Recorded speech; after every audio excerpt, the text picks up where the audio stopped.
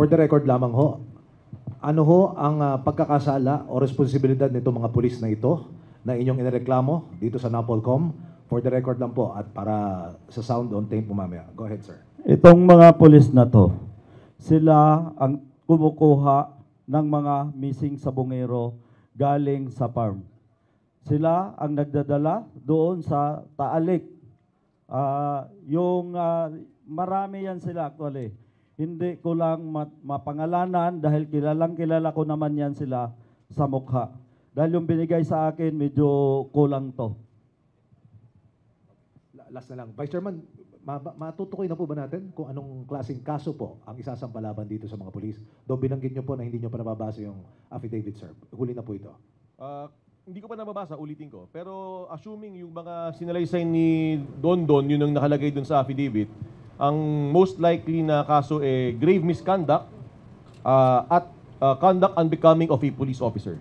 Ang penalties nun, ang pinakamababa ay suspension, ang gitnang penalty ay demotion, ang pinakamabigat na penalty doon ay dismissal from the service. Thank you, Vice Chairman. Thank you, Mr. Patidongan. Sir, binabanggit nyo kanina, 12, no? Pero sa pagkakaalam nyo, ilan ba lahat ang mga pulis na involved dito na hindi nyo pa nasasampahan na reklamo? At gaano karami pa ito na pwede yung ireklamo? 12 lang yung active. Yung iba nito, retired at saka dismiss. Yun yung sila ni Mike Claveria. Naiwan ko lang yung lista ko, pero mayroong isang yung kapatid ni Art de la Cruz. Dismiss po yun. Parang 3 yung dismiss dyan. Art de la Cruz, yung police dito sir, tapos yung kasama ay yung kapatid niya. Na-dismiss din po. Okay. Doon sa binabanggit nyo na 12 na active, yung hindi na mga active, kung kabuuan, ilan lahat to na mga active at hindi na aktibo na mga polis? Hindi ako nagkakamali, nasa 30 to. Kulang-kulang 30.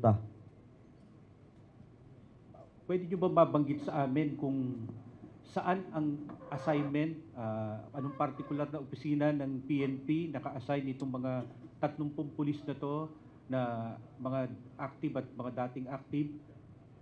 Dati kasi to mga to, isto ng Laguna. Pinamunuan ni Lieutenant Colonel Urapa. Simula noon hanggang sa palipat-lipat sila ng destino, kasama niya lagi yon. Doon sa firearms, kasama niya lahat yon. Kaya nagsabi nga ako kaya Sir Ali na sir, bigyan mo ako ng kopya nung lahat na empleyado doon sa licensing na pinamunuan ni Lieutenant Colonel Urapa nung panahon ni General Mata. Wala akong idea. Si General Mata na nasa HPG ngayon, yun yung binabanggit niya? Oh yes. At saka yung si General Danao. Si General Danao yung OIC noon. Nung na-assign sila sa licensing. Firearm. Nabanggit nyo itong si General Danao at saka si General Mata. Wala ba kayong alam na impormasyon tungkol sa kanila dito? Wala akong idea. Thank you, Mr. Alan Gaternos of DZMM. Hello sir, good afternoon. Matanong ko lang po kay Mr. Patidongan, kung bukod doon sa mga pulis, may other public official pa po ba na sangkot dito sa kaso ng missing sabongero? Yes, yung Vice Mayor na lately nang binanggit sa akin. At saka yung si Judge Felix Reyes na hanggang ngayon nakaupo pa sa PCSO. Vice Mayor po ng... Ex-Vice Mayor yon ng Talisay, Batangas. Natanawan. Charlie Natanawan. Charlie Natanawan. Okay. Ano po yung naging nila? Ano po yung naging involvement nila? Itong si Charlie Natanawan, naikwento lang sa akin itong isa sa kasama nilang pulis. Siya ang tumatanggap ng mga tao kung saan dinadala kung paano katayin. Thank you. Our next. Si Judge Felix Reyes po. Mayroon pa follow-up? Sige. Ito si Judge Felix Reyes. Siya yung tagalakad ng lahat ng kaso namin sa missing sa Bungero na inutusan ni Mr. Atong Ang. Kay attorney po, kay Commissioner Carnisan, ngayon po meron ng affidavit from Mr. Patidongan and other complainants po. Saan na po direksyon ng investigation natin? Nabanggit po na nakaraan ang talpakan dito na sa NAPOLCOM. Ano po ang magiging susunod na hakbang po? So, of course, babasahin namin at i-evaluate ang complaint ni Mr. Patidongan at yung lahat ng nasa kasama natin sa likod. I think yung mga pamilya ng mga biktima yung mga yan. Babasahin natin lahat muna ng affidavit nila. Wala pa ako nababasa ni isang pahina ng affidavit na kahit na sino. So, from there, yun nga, it will be brought to an evaluation stage. After evaluate yan ng ating IMIS, Inspection, Monitoring and Investigation Service, magre-recommenda sila kung ito i-formal charge o kaya kakasuhan na. After nating kasuhan, kung dapat ngang kasuhan, papasagutin uli yung mga respondents. So papasagutin na bago mag-file ng formal charge, papasagutin din after ng formal charge. 2 beses sila sasagot. After which, magkapatawag ng mga hearing. After ng hearing, kung kinakailangan pa mag-position paper, gagawa pa ng position paper. After noon, ito ay sasalang na sa Commission and Bank, kung saan ito ay pag-uusapan ng puspusan na kung saan dun magkakaroon ng hatol ang National Police Commission. Pero, if I may, while all of this is ongoing, tuloy pa rin ang investigasyon ng National Police Commission.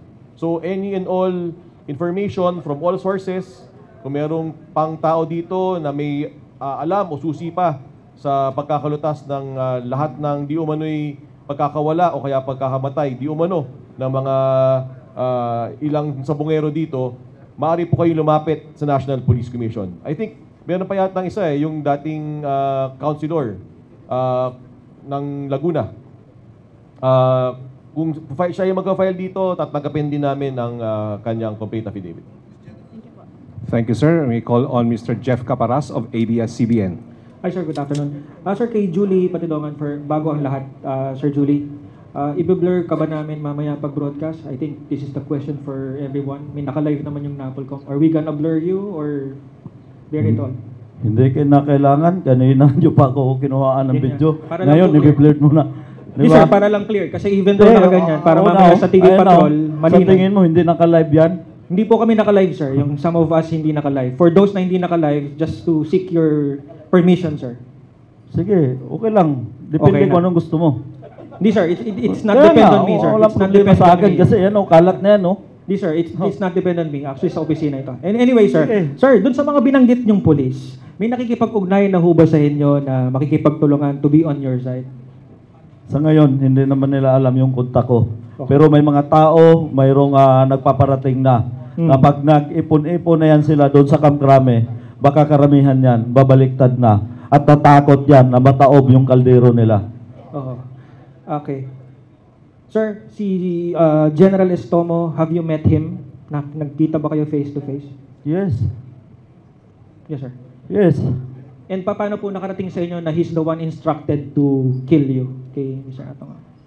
Alam mo ito si Mr. Atong Ang. Chismoso rin kasi to. Totoo. Kung ano yung mga plano, sinasabi rin sa akin. Nadulas man siya. Alam mo, sa totoo lang, pinapapatay ka na ni General Estomo, hindi ko lang ginagawa. That's it. That's it. Okay. Sir, lastly, Sir Julie, what's next for Julie Patidongan? After this, sir, after NAPOLCOM, what's next for Julie? Siyempre, iligtas ko muna yung sarili ko dahil ngayon nakita na nila kung saan ako 100% pati anino ko hinahabol na ng mga polis na yan at saka ni Mr. Atong Ang. Sir, with that concern kay Commissioner Kalinisan, sir, are we going to provide security for Julie? And papaano po, sir, ihabol ko na rin. Yung na-mention ni Sir Julie is mga active. May habol po ba ang NAPOLCOM sa retired, specifically yung retired na binanggit niya? Thank you, sir. Thank you very much, Julie. Thank you very much po.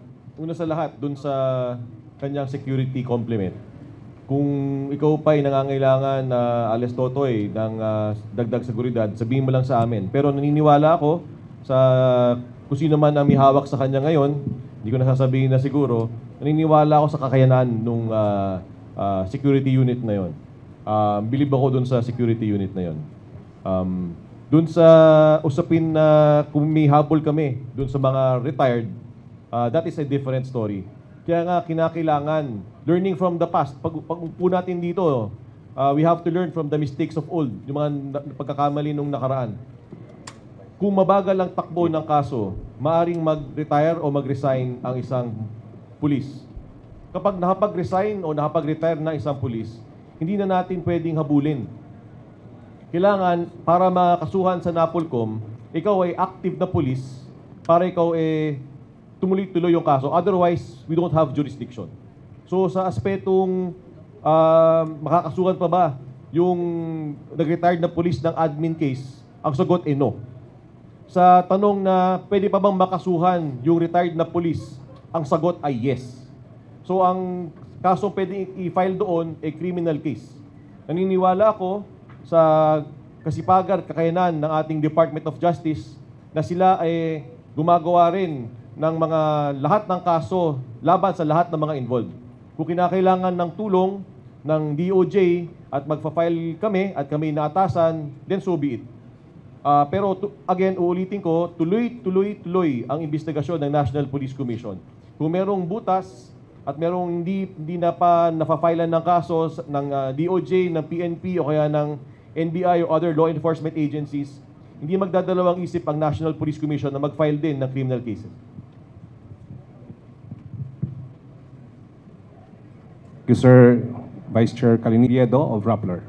Hello po, good afternoon. For Totoy, sir, to confirm lang, yung sinasabi niyo po na Estomo is si retired Lieutenant General Jonel Estomo, sir? Yes, sir. Okay. May question, sir. Nabanggit niyo po yung pangalan po ng mga pulis po na sinampahan niyo po ng reklamong administratibo. Paano po naisip ng Alpha Group o kung sino man po na involved dito sa pagkawala na itap itong mga pulis na to? Saan nila nakuha yung idea at paano yung naging communication from the beginning po? Una niyan, pinakilala nga yan sa akin. Si Colonel, Major pa yan noon, si Urapa. Pinakilala sa akin na ni Colonel Malinaw. Dahil yan si Colonel Malinaw, kaibigan yan ni Engineer Celso Salazar.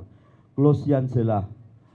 Doon nagsimula ang lahat ng mga pangyayari. Just last follow-up on you, sir. Bukod po sa sabong, sir, meron ba silang parang allegedly illegal activities prior to the sabong na involved sila? Kaya nagka-idea na ipakilala po sa inyo? Kasi sila yung tagaligpit sa war on drug noon. That's it. Okay. Just last question po for Viseo Kalinisan. Sir, we understand that this is administrative in nature and yung pinakamataas na punishment ay dismissal from service. Pero paano makakatulong po itong case build-up natin sa admin, sa future criminal complaint if ever po na magkakaroon, sir? Thank you. Lahat ng makalap naming ebidensya ay maaari ding gamitin ng iba pang forum. So kung ito ay gustong gamitin ng Department of Justice, then so be it. So at least nagsisimula na ang proseso ng hustisya dito. Kahit admin case lang ito, umuusad na. At makikita na rin natin, magkakaroon tayo ng determination kung involved ba o hindi ang mga pulis na ito. Ayaw man natin pag-usapan, even yung hindi mga pulis, mapag-uusapan dito kasi hindi naman, they were not working in silos. So if the other law enforcement agencies want to use our findings or use our decision, then thank you and so be it. Next question is Mr. Gary De Leon of TV5. Sir? Sir, dun sa 12 pulis, paki-divide natin. Alin ba ro na may kaso ng paggawa ng missing sabongero sa Santa Cruz at sa Manila? Actually, lahat yan sila. Dahil isang team yan sila kung lumakad. Kaya nga na-delay yung kuha nila sa Manila rin dahil doon po sila nanggaling sa Santa Cruz. Yung kay John Lasco po, kasali rin ba sa Yung si John Lasco, marami-rami ang kumuha doon. Kaya yung iba, hindi ko na namukhaan. Kaya nung magkabayaran, 2 million yun. Kinabukasan, tumawag yan sa akin si Mr. Orapa. Sabi sa akin na, Sir, dagdagan mo naman to ng 2 million, gawa ng marami kami. So overall, 4 million maliban doon sa binitbit nila na bolt. Kitang-kita naman yun sa CCTV. Sir, yung iba pa kasi sabi mo 108. Ibig sabihin, may mga police operation din na nangyari dun sa 108? Yes, katulad ng sinabi ko, mayroong isang taga San Jose del Monte, Bulacan. Kaya ako nanawagan doon sa kamag-anak, huwag nyo naman patulugin ang hustisya ng inyong kamag-anak. Ngayon, nandito na ako na kayang sumuporta sa inyo o bilang witness para matugunan ang hustisya ng inyong kamag-anak. Lumapit na kayo, mag-file na kayo sa CIDG. Okay, Sir Kalinisan. Sir, ipipresent ba natin in the future itong mga police na pinangalanan na to kung sakasakali man magkaroon man tayo ng initial investigation? Paano po ba? Hindi namin sila ibabalandra, pero sila ipapasagutin namin. We will not bring them here for a line-up for them to answer your questions. Hindi yun ang karapatang pantao. So, if you want to talk to them, sa inyong kaparaanan, discard niyo yun. Pero as far as the NAPOLCOM is concerned, hindi namin sila para ibilad. We will respect the human rights of everyone, including respondents. We will follow due process of law. Due process not just for the complainants, but also due process for all respondents. Yun ang esensya ng institusyon. So hindi kami para magkamali doon. So hindi namin gagawin na ibilad sila sa inyo. Thank you, sir. Thank you, sir. Next to ask question is Sir, sa University of the Philippines po kanina, may binanggit kayong isang police colonel na kumuha ng 12 cellphone ninyo at yung isa ninyong passport. Pwede ho bang pakipaliwanag sa amin, paano ito nangyari, bakit ito nangyari, para sa ano yun, ba't kinuha yung inyong cellphone? Hindi ka nakinig doon sa sinabi ko kanina. Yan si Colonel Malinaw. Siya ang hipe ng CIDG noon sa Region 4A. Nung niread ako, kinuha lahat yung cellphone ko na 12, kasama yung tab, kasama yung passport ko, kasama yung pera ko na 1.2 million. Buti na lang, mabait-bait pa, nagtira pa ng 70,000 na ginamit ng misis ko na pang hotel-hotel. Yun lang. Next question. Doon ho sa 108 na nababanggit na itinapon doon sa Taal, lahat po ba yun ay puro mga sabongeros? Yes, lahat yun nanggaling sa sabungan ni Mr. Atong Ang. May pahabol pa nga sila nung nakaraang taon. May nagnakaw ng manok, kahit imbestigahan nyo, doon sa PNP na COP ng Lipa, dahil kaklase yun ni Orapa, nabanggit pa sa akin nung isang pulis din, bakit din nyo naman inayos yung trabaho nyo? Kitang-kita sa CCTV yung sasakyan nyo at mga mukha nyo. Ang problema, ayaw ilabas ni Mr. Atong Ang yung CCTV kasi sira daw. Pangalawa, yung sa Siniloan na dinukot din nila, nagnakaw ng manok, hindi lang isa yon, nakatakbo yung dalawa. Kaya umabot ng 110 yan. Katulad ng sinabi ko noong nakaraan, wala akong idea talaga kung paano nilang kinatayan, kung ang ibaba ay nilibing o sinunog. Yun lang.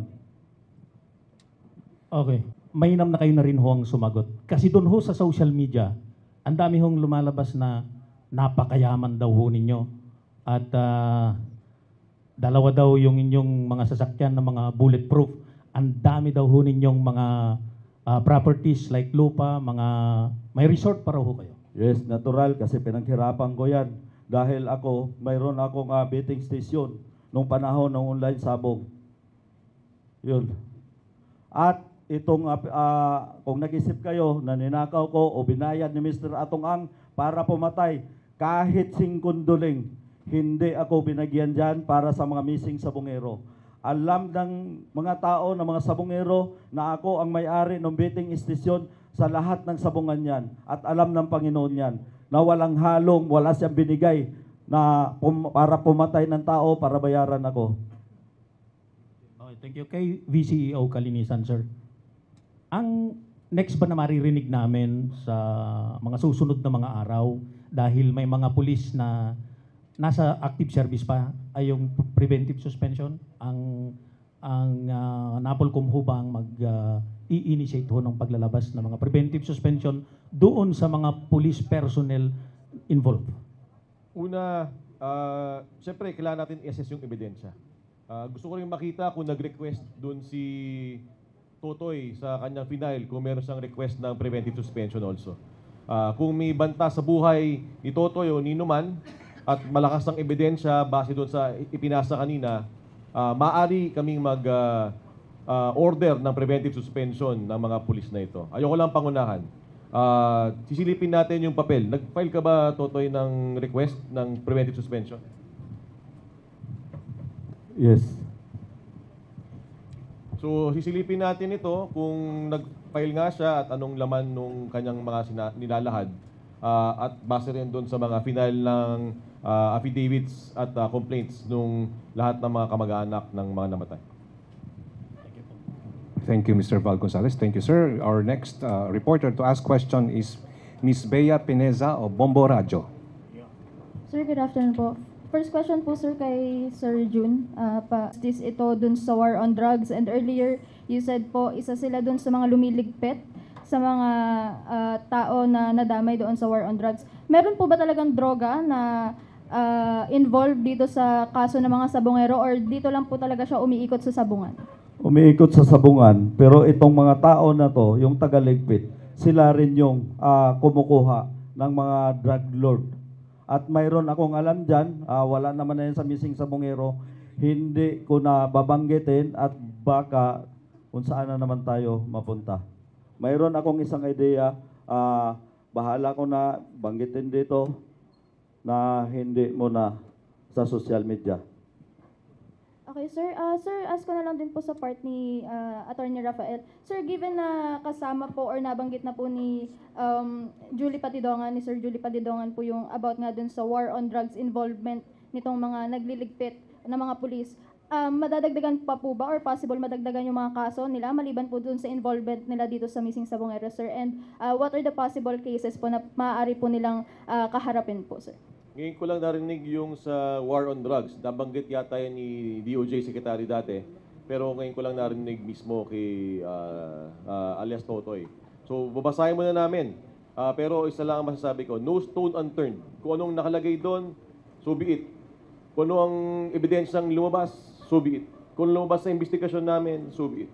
Pero due process will be done. Hindi tayo magbabara-bara. Pakikinggan natin ang panig ng lahat. Thank you so much, Commissioner Kalinisan. Next. Ang mga nagtatanong kung bakit ganito ang inyong tapang na ipinapakita despite itong mga nakakabangga mo talaga ay halos yung pagdidescribe na ay halos malademonyo ang kanilang mga pamamaraan, ang kanilang pananakot at dito sa mga pagpatay. May mga bakit daw, may mga nasa likod daw ba ninyo na parang malaking mga tao kung kaya't kayo ay humuhugot ng ganyang katinding tapang? Kahit sinong tao. Pag ang pinag-usapan dito, pamilya, putang ina nila.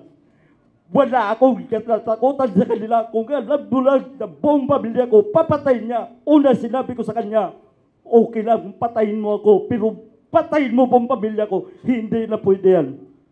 Yun lang. Sir, mayroon ho bang mga police from the National Capital Region na nandito sa 12 na binanggit ninyo? Yes, nandito lahat sila. Nandito lahat sila at dito naka-duty sila sa Luzon. Ano bang rango ni Estomo, sir, nung nasasangkot sa dyan? Si Estomo, alpa yan. As a membro ng sabong yan. Pag sinabing alpa, kasama siya sa 21 na yung binanggit nila na nag-finance. Pero lubog ang pangalan ni Estomo. Si Bernie Tacoy, Mayor Bernie Tacoy, ang lumutang na pangalan yan. Thank you. Okay, that will be the last reporter to ask questions. May we now respectfully request the NAPOLCOM Vice Chairperson and Executive Officer, Commissioner Attorney Rafael Vicente R. Kalinisan, to deliver his final message to the members of the media. Sir? Before I speak, meron pa bang gusto magtanong? Meron pa. Go ahead. Going once, going twice. Meron pa tayong pahabol. Sir? Okay, go. Yes, hi, good afternoon. Dano Tengkongko, GMA Integrated News. Sir, just for clarification and for record purposes, sa hanay ng mga pamilya, ilan yung may formal na final na complaint affidavit? Just for record. Hindi ko pa ho nakikita. Wala pa. Hindi, ilan?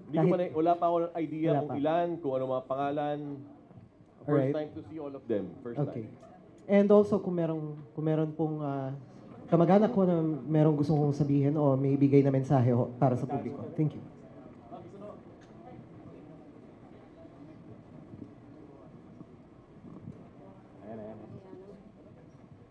Magandang hapon po. Ako po si Charlene Lasco, kapatid ni John Lasco. To be honest, naiyak kami na pumapasok kami rito kasi parang ang treatment sa amin, no, very VIP. After 4 years, merong mga government agency na tumututok sa amin. Naiiyak ako kasi at masaya, nararamdaman namin yung suporta nyo. Sana lahat kayo huwag bibitiw. Kasi talagang malaking bagay itong siniwalat ni Don Don. At maraming nadadamay. Ngayon, kami, sa part namin, nandito kami palagi para sumuporta sa inyong lahat. Pero syempre, tao lang kami, nagtatanong kami. Makikita mo sa news palagi, bakit laging PNP? Bakit itong mga habitually engaged na to, may mga red flags na hindi nakikita ng mga kapulisan? Like for example, si Colonel Orapa, he was involved in a kidnapping in San Andres. Pero na-dismiss yung kaso niya. Bakit itong mga ito ay hindi nakikita? 'Di ba? So, sana ang suggestion namin sa mga kapulisan and sa NAPOLCOM also, na magpasa ng batas o ruling na pag nakita nyo yung pulis na may ganun pong kaso na, dapat nababantayan na. Kasi kamukha nito, no? Naghahasik pa ng lagim eh. Ang dami pang tinatamaan dito. So, kami, syempre, parang ang tingin po namin dito, pag hindi naasikaso, syempre, sumasama ang loob. Pero, like what I've said, sana ma-review nyo yung mga files nitong mga kapulisan. Kasi, hindi kami naniniwala na 20 lang to, 15, 30. Marami to eh. Kasi, magmula doon sa investigation namin 4 years ago hanggang ngayon, talagang may mga nag-feedback pa sa mga mastermind, may ganito. So, para sa amin, may sistema po ito eh. So, talagang you have to take a look into it. Isang malaki po itong sistema na kumakain sa PNP. Minsan, pagka sinabing PNP, napapaano ka na eh. Parang pulis na naman. Makita mo sa social media, pulis na naman. Ano kaya ang pwedeng gawin ni General Torre at saka ng NAPOLCOM para naman makabawi po? Bukod dito, sana naman ho talagang magpasa ng batas kayo na kung pwede, strike 1 pa lang, tanggal na sa serbisyo. Sana ganun, di ba? Para hindi na pamarisan, hindi na tayo magdalawa, hindi na tayo magtatlo. So, yun lamang po yung hinihiling namin. And sana po, magpatuloy po kayo na talagang fair and just na review dito sa kaso na to. Kasi, hindi siya biru-biruan. Sana wag na hong pamarisan. At sana wag tayong, kahit I'm sure may kakilala nyo yung iba, kumpare. Sana ho, talagang justice ho yung maibigay po sa atin. Hindi lang ho sa amin. At saka yung iba pang hindi makadulog, natatakot, pero talagang humihingi rin. Hindi sila ganun ka-bold, ganun katapang, o ganun ka-porsigido. Sana mabigyan rin ho ng justice yung mga yon. Salamat po. If I may respond, ma'am. Nasa pangalawang buwan pa lang po ako na panunungkulan ko bilang pinuno ng National Police Commission. Meron po akong 6 na taon na fixed term. Pangako ko po sa inyo at sa lahat po na nanonood na taong bayan ho, magiging patas po ang National Police Commission. Lahat po ng kailangan pong gawin dito para malinis po ang hanay ng mga kapulisan, gagawin po namin na walang takot. So kung meron po kayong gustong isumbong po sa amin. Kami po ang pulis ng pulis. Kung di man po yon yung awareness level po ng NAPOLCOM, maaari po napakababa. Pero siguro po sa mga nangyayari ho ngayon, pakatandaan po ninyo na meron po kayong maasahang hustisya sa National Police Commission.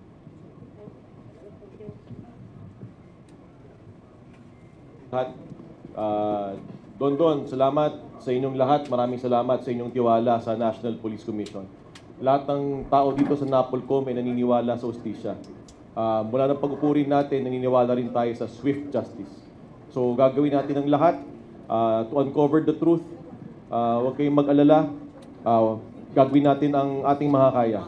Sa lahat ng respondents din dito, huwag kayong mag-alala. Kung kayo ay inosente, aabsueltuhin namin kayo. Pero kung kayo'y nagkasala dito, wala tayong pag-uusapan. Magiging patas ang proseso ng NAPOLCOM. We will hear you out. Pero at the end, justice will prevail. Maraming salamat.